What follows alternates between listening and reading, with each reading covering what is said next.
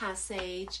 Tonight we're going to read a book that's a little bit longer than the other ones that we've been reading, but the title of it is The Relatives Came. And I first heard about this book from Honey. Honey taught school too, and she told me a lot about this book. And she also liked a book called The Song and Dance Man, and I hope I can find it. This book was given to me by a lady that I worked with named Miss Dot Keeling, and that was about 23 years ago. So every time you hear it, you can think there's lots of people who really have enjoyed this book. So the title of it is The Relatives Came. It was in the summer of the year when the relatives came.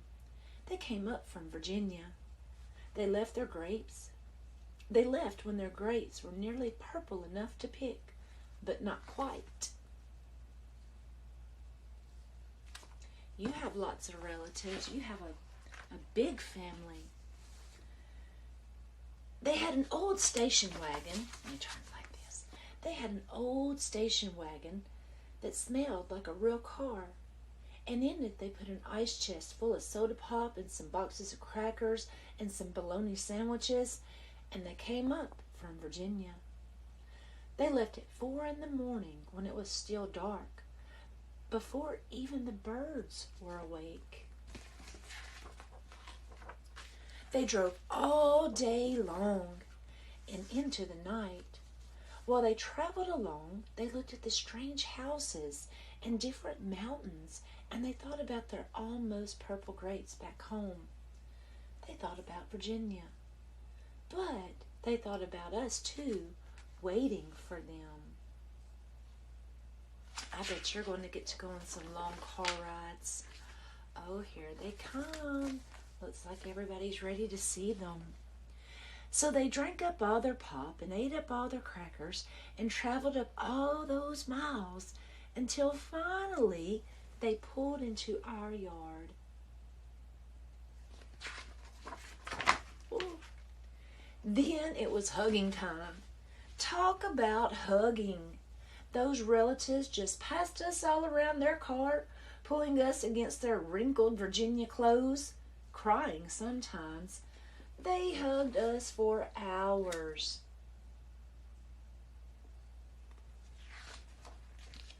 Then it was into the house, and so much laughing and shining faces and hugging in the doorways. You'd have to go through at least four different hugs to get from the kitchen to the front room. Those relatives.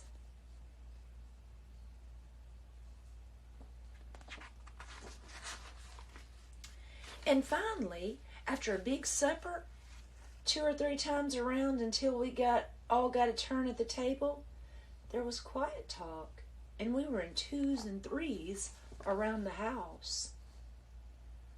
Oh, I sure like to eat when all the relatives come. The relatives weren't particular about beds, which was good since there weren't any extras.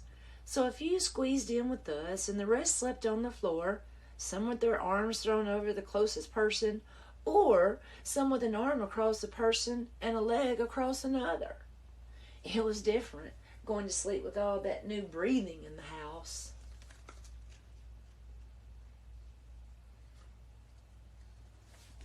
Let's see.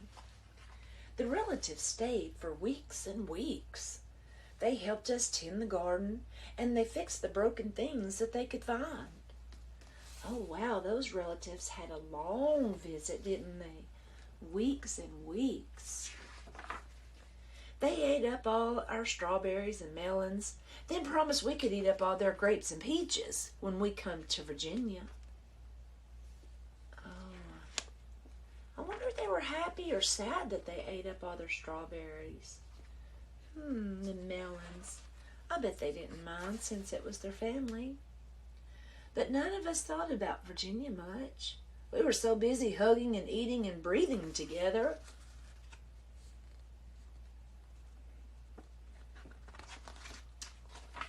Finally, after a long time, The relatives loaded up their ice chest and headed back to Virginia at 4 in the morning. We stood there in our pajamas and waved them off in the dark. We watched the relatives disappear down the road.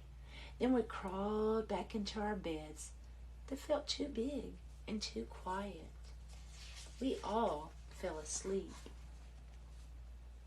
Oh, it's so sad when relatives leave. And the relatives drove on all day long into the night. And while they traveled along, they looked at the strange houses and the different mountains and thought about their dark purple grapes waiting at home in Virginia. But they thought about us too, missing them, and they missed us.